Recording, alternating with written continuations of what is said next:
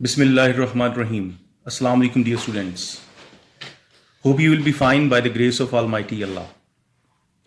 I'm going to start my new lecture, which is on the second condition of equilibrium.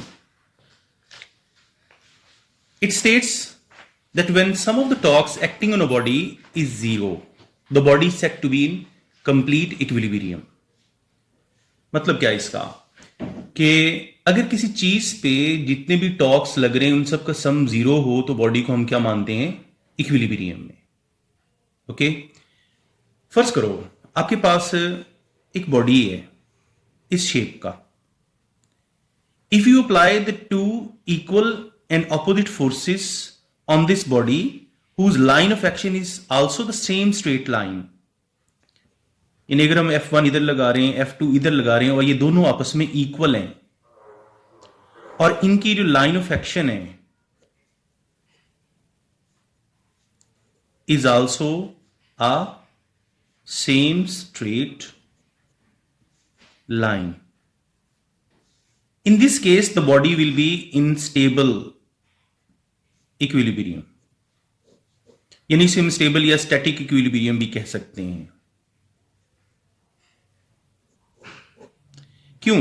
कि जो इसमें एक पहली कंडीशन पूरी हो रही है कि sigma F X is equal to zero.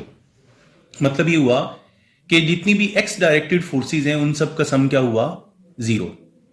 Okay, यानी अगर हम इसे F1x माने, इसे F2x माने, अगर ये 10 न्यूटन की है, इसको अगर हम एक्शन कहते हैं तो ये भी 10 न्यूटन की होगी, लेकिन चूंकि ये रिएक्शन है इस वजह से यहां साइन कौन सा लगेगा?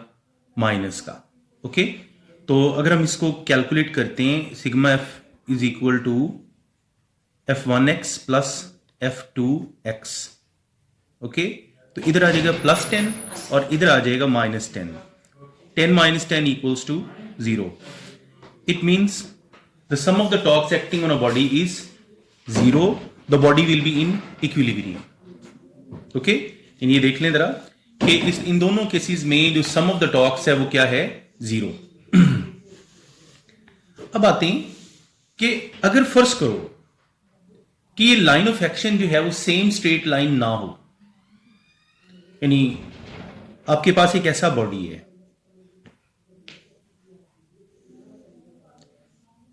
इसी तरह का एक और मैंने ब्लॉक शेप ऑब्जेक्ट लिया है, लेकिन इसमें जो मैं एक फोर्स लगा रहा हूं इस पॉइंट पे, पॉइंट ए पे, और दूसरी फोर्स मैं लगा रहा हूं पॉइंट बी पे. अब ये वाली दोनों फोर्सेस भी आपस में इक्वल हैं. F1 is equal to F2. अगर मैं दोनों को खींचूं तो ये बॉडी थोड़ा सा टिल्ट हो जाएगा और ये तकरीबन यहां पे जाके क्या हो जाएगा? बैलेंस. इस शेप में, यानी इसमें क्या आ गई? रोटेशन आ गई. देखें, F1 और F2 दोनों इक्वल हैं, but there is a rotation in this case. इसका मतलब ये हुआ कि अगरचे पहली कंडीशन पूरी हो रही है कि F1 और F2 दोनों आपस में इक्वल हैं, लेकिन बॉडी इक्विलिब्रियम में नहीं है. तो ये इस जैसे प्रॉब्लम्स की वजह से सेकंड कंडीशन को जो है वो डिवाइस करना पड़ा. वो इसमें मतलब मसला क्या है, क्यों रोटेशन हुई? देखें, इसकी जो लाइन ऑफ एक्शन है ना वो यूं करके जा रही है ऐसे, तो इसका मतलब है ये सेम स्ट्रेट लाइन नहीं है. इस वजह से इसमें रोटेशन पैदा होगी, इसमें टॉर्क पैदा हो गया. जब ये टॉर्क पैदा हो जाएगा तो इसका मतलब है कि ये बॉडी इक्विलिब्रियम में नहीं होगा. ओके, तो ऐसी जो सिचुएशंस हैं इनको कवर करने के लिए जो कंडीशन बनी वो कौन सी कहलाती है? Second condition for equilibrium. वो कहती है if sum of the torques acting on a body is zero, the body will be in complete equilibrium. मतलब क्या हुआ कि अगर आप इस बॉडी पे क्लॉकवाइज टॉर्क अप्लाई कर रहे हैं इधर को, अगर उतना ही एंटी क्लॉकवाइज टॉर्क प्रोड्यूस हो रहा है इधर, यानी दोनों ऐसी फोर्स लगा रहे हैं जो दोनों उसको मतलब अंदर को घुमा रही हैं ऐसे, तो इसका मतलब है कि क्लॉकवाइज टॉर्क और एंटी क्लॉकवाइज टॉर्क आपस में इक्वल है, तो इसको हम क्या कहेंगे? इक्विलिब्रियम. ओके, अब मैं बेटा एक छोटा सा पॉइंट एक रह गया है, इसके बाद मैं ये बेसिकली लॉन्ग क्वेश्चन भी आ सकता है और ये शॉर्ट के हवाले से भी अहम है. वो पॉइंट क्या है कि हम कैसे कंपेयर कर सकते हैं कि जो फर्स्ट कंडीशन ऑफ इक्विलिब्रियम और सेकंड कंडीशन ऑफ इक्विलिब्रियम में क्या कंपैरिजन है। अच्छा, if first condition of equilibrium satisfies, there will be no linear acceleration। यानी अगर पहली कंडीशन सेटिस्फाई हो रही तो किसी किस्म का कोई लीनियर एक्सेलेरेशन प्रोड्यूस नहीं होगा। And if second condition of equilibrium satisfies,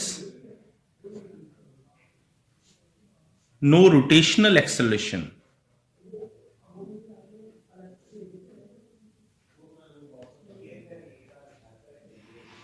will produce। यानी किसी किस्म का कोई मतलब यानी यहां पे हम कहते हैं कि भी कोई लीनियर एक्सेलेरेशन नहीं पैदा होगा, क्योंकि यानी बॉडी ना लेफ्टवर्ड जाएगा, ना राइटवर्ड जाएगा, ना टॉप की तरफ जाएगा, ना बॉटम की तरफ आएगा। अगर सेकंड कंडीशन पूरी हो रही है तो कोई किसी किस्म की कोई रोटेशन नहीं होगी, ना क्लॉकवाइज ना anti clockwise, no rotation. Okay, तो इस वजह से सेकंड कंडीशन को डिवाइस करना पड़ा। दोबारा सुन लें कि ऐसे मसाइल जहां पे आपको लगे कि दोनों तरफ लगने वाली फोर्सेस आपस में इक्वल हैं, फिर भी बॉडी इक्विलिब्रियम में नहीं है, उनको सॉल्व करने के लिए हमने क्या डिजाइन की, second condition for equilibrium. Okay बेटा, अगर कोई इसमें कोई प्रॉब्लम है, कोई इशू, कुछ सवाल बनता हो, आप मुझे टेक्स्ट कर दें। Thank you very much. Allah Hafiz.